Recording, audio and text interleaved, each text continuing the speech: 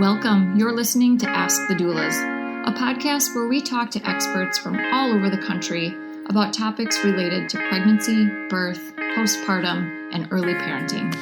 Let's chat. Hello. This is Kristin Revere with Ask the Doulas, and I am excited to chat with Jeaneen Tang today. Jeaneen is a speech-language pathologist and mother of a special needs child. Along with her over 20 years of experience with working with children and adults with neurodiversity, she also has an 11-year-old son who is neurodivergent. He suffered a traumatic brain injury and stroke at 13 months old. Jeaneen's personal and professional relationship with this amazing population has forever changed her, and she hopes to change their world as well. Jeaneen recently published her first book called Dumb and Sabotage. It addresses early language development and is meant to be helpful for parents, caregivers like doulas, and educators to work through any issues with young children and hopefully decrease the number of children needing speech therapy later on. Though preventive, Jeaneen believes we can achieve success and raise confident communicators. Welcome, Jeaneen. Thank you for having me on, Kristin. I am ready to learn from you. We haven't had a speech pathologist on Ask the Doulas in a while, and with your, personal and professional training, curious to learn more about how, as postpartum doulas, we can give the proper referrals to our clients who are looking for help earlier rather than waiting for any delays that may happen later on. Absolutely. I think that, working with people like you, the doulas, is so important because you guys are so trained in the whole birthing process and postpartum process. And, you guys have a great relationship and rapport with your clients that it's a natural communication for you to help with any red flags that they might see, any difficulties that they might be concerned about or not even aware about. Sometimes parents get to this point where there's idea that, their child is fine, even though they might have that gut feeling that there might be some kind of delay, and that they become in the state of almost denial, and they continue to go on as every day until the child becomes, almost 2 years old and they're not talking. So it's great to nip it in the bud and get that help as soon as possible. Exactly. And at Gold Coast, we do work with families with NICU babies and a lot of twin and triplet families. So they are often asking us for referrals for speech pathologists and other services in our community. So your book is a great resource as well as your website for our clients. Thank you. Yes. I think like birth training, I think parent training in language is as important because they take so much time in learning how to give birth and what happens after birth, how to diaper their baby, how to feed their baby and everything, but they don't necessarily learn how to interact their child and how to promote that language and introduce how to vocal play and how to have this back and forth conversation, whether it be nonverbal or with babbling or, moving forward to words. So Jeaneen, is this something that you recommend parents prepare for during pregnancy, like they would with taking a childbirth class or breastfeeding class, or is this something that is more of an after delivery type of planning and prep? I think it's great if they could start planning and taking a look at the book and the strategies before they have their baby, because after you have your child, you're just so tired and you're just going that having to pick up a book when you're exhausted is almost too much. Right. Does that make sense? Yeah. It absolutely does. And that's what I tell my clients is because they're sleep deprived, even if they work with an overnight postpartum doula or newborn care specialist, they're tired. And so to do as much preparation and planning during pregnancy and even sometimes preconception can be so beneficial. So I love the resources that you offer. Yeah. But I'd love to hear more about, how you can work with our listeners, whether it's connecting with you directly or again, picking up your book. Absolutely. I've been I have a handful of friends who are having babies now, and I've been giving my book as a baby shower gift. Oh, Um, beautiful. yeah. And so, it's available in paperback. And I have a lot of parents who are like, I have your book, but I haven't read it yet because I'm so busy. So it is Sure. available on Audible as well. And it will be available on Spotify and wherever you can get audiobook very soon. So it's very easy. It's a very easy read. It's very conversational and it's also very, very easy to listen. I did not record it myself, but my narrator was great in how she was able to convey my book and she was very communicative and how to relay my message as best as she could. So I That think is it's so a great wonderful. resource. And I agree with you. Busy parents, it's amazing to have an audio format as well as, of course, a physical copy to be able to go back to certain chapters that apply. And even if they listen to the audiobook during pregnancy, they may want to go back to certain sections as they are, again, in that early parenting phase that may be a little bit blurry. Absolutely. I say you go through that pregnancy brain and straight into like a mommy fog, and that kind of just doesn't go away. My Right. son's almost 11, and I'm like, oh my gosh. I was like, when am I going to catch up on all that sleep? It's like a never Exactly. ending thing. But they can reach out to me on my website. I have a website called Sabotage.com, and they can reach out there and be added to my email list, and I can send them out. I'm starting a newsletter and hopefully do some online training as well. They could also just reach out and ask any questions that they might have.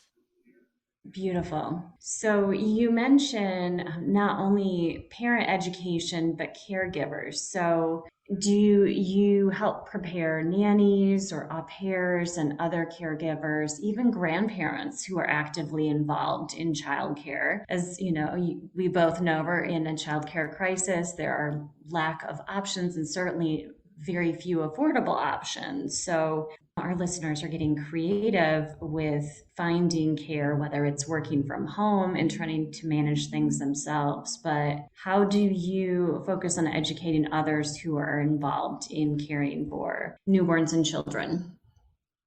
I think it's important for everybody who is involved in that child's life to be educated and taught how to use language strategies, whether it be the grandparents, nannies, preschool teachers, daycare staff, other teachers, everybody who's going to be active in that child's life is really important. So I provide direct trainings to preschools right now, have reached out to me. I'm reaching out to my local YMCAs and reaching out to parents. And sometimes there's nannies that come along. When I work with my clients in early intervention, some of those clients have nannies at home. So I do direct trainings with the nannies as well, alongside the parents. So I think it's all important for everybody in that child's life to be on the same page, because if you have the parent doing the strategies but the grandparents are still tending to every need that child might have before the child's able to even know that they need something, then there is a disconnect in the flow of the therapy and the flow of how that child is going to be able to practice that language. Okay, excellent. So outside of going to your website, getting information that way, as well as your social media, I know you're on Instagram, but also with the book content, how can people find a credible speech language pathologist in their local area? What tips do you have for our listeners? Hey, Alyssa here. I'm just popping in to tell you about our course called Becoming. Becoming a Mother is your guide to a confident pregnancy and birth, all in a convenient 6-week online program. From birth plans to sleep training and everything in between, you'll gain the confidence and skills you need for a smooth transition to motherhood. Live coaching calls with me and Kristin, tons of expert videos including chiropractic care, pelvic floor physical therapy, mental health experts, breastfeeding, and so much more. You'll also get a private Facebook community with other mothers going through this at the same time as you to offer support and encouragement when you need it most. If you'd like to learn more about the course, you can email us at info@goldcoastdoulas.com or check it out at thebecomingcourse.com. We would love to see you there. We also have a book called Supported, Your Guide to Birth and Baby, which makes a beautiful companion to this course. It's a great book for any expecting mother and is the perfect baby shower gift. You can find information on that book at supportedbook.com. So to find a speech therapist in your local area, I would definitely reach out to department that would be handling like early intervention.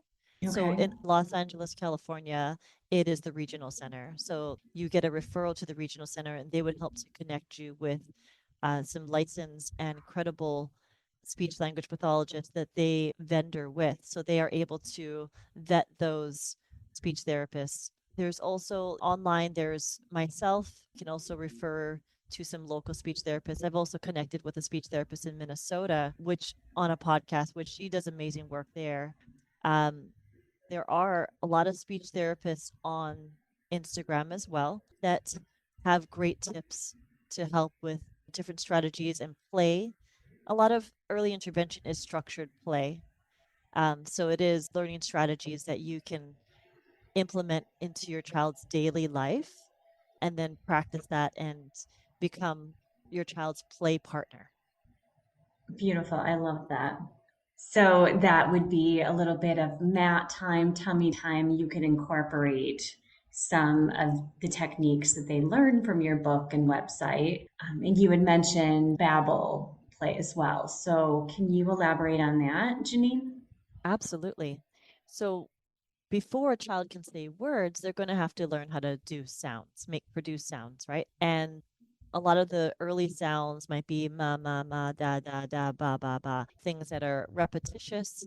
And that's why we think, oh, the child said mama, because that's one of the first sounds they might make, or da, da. Right. Um, right? That's like, oh, they said their first word, but they're really just playing with their sound. So until they're able to consistently call you mama or their father dada consistently, that's not really a true word. They're really just vocal playing.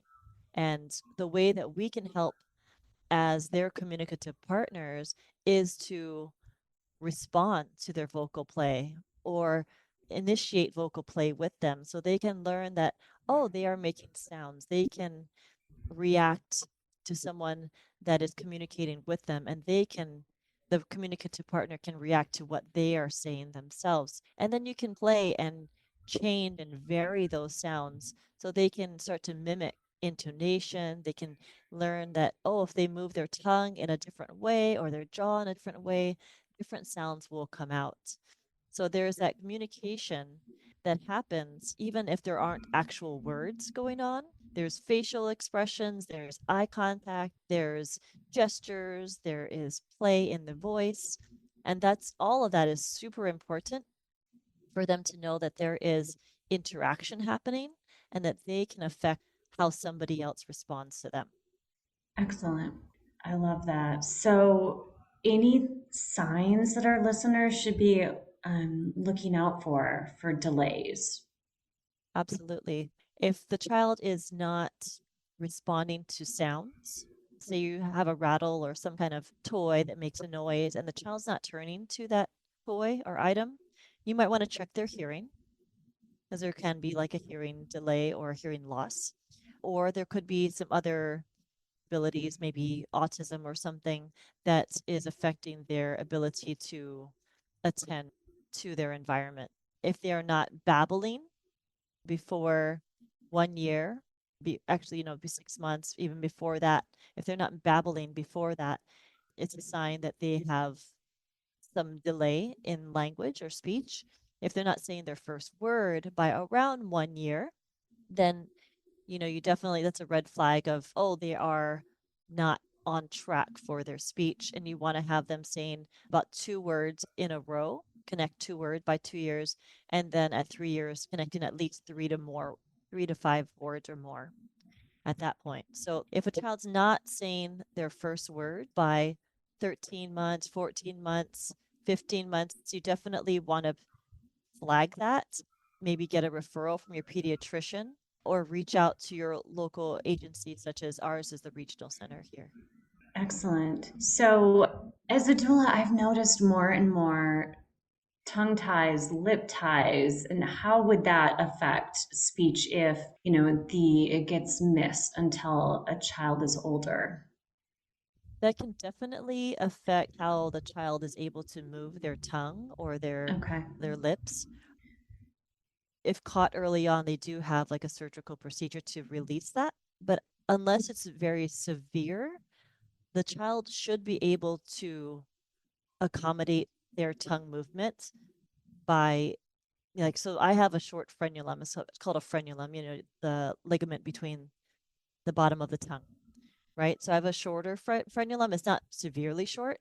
I've learned after going through my speech therapy program that, I accommodate certain sounds by just producing it by moving my tongue tip in a different way.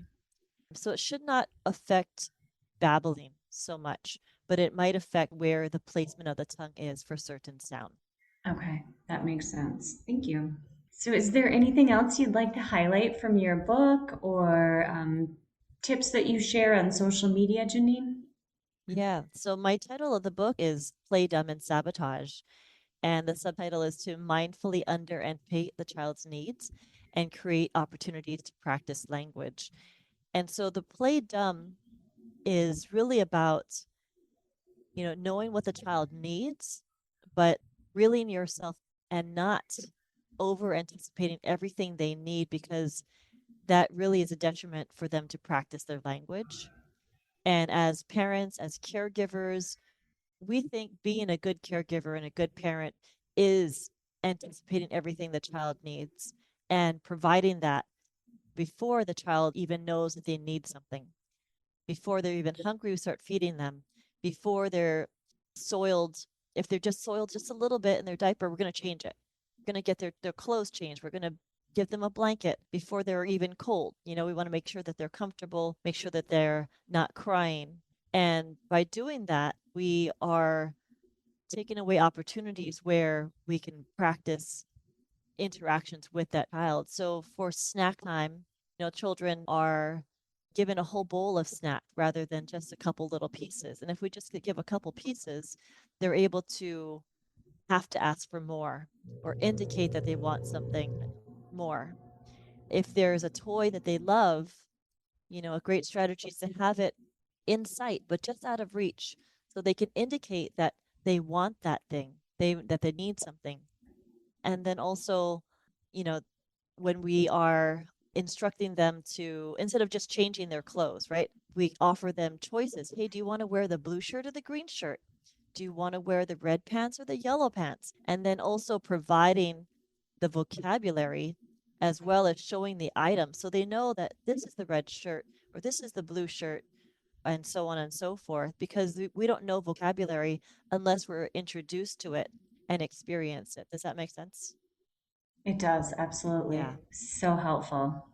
Well, thank you so much for sharing your wisdom. And I'm glad that you were able to impact even more families with your book being there as far as audio and print format. So I would love to have you share your website again for our listeners and your social media links and different ways that they can connect with you, Jeaneen. Absolutely. They can go to my website. It's playdumandsabotage.com. I'm on Instagram at playdumandsabotage, as well as my personal Instagram, which is JT808. Excellent. Well, thank you so much. And again, I appreciate the work you're doing. Thanks for listening to Ask the Doulas. For more information about Gold Coast Doulas, visit us on our website, goldcoastdoulas.com. We're also on Instagram, Facebook, and YouTube.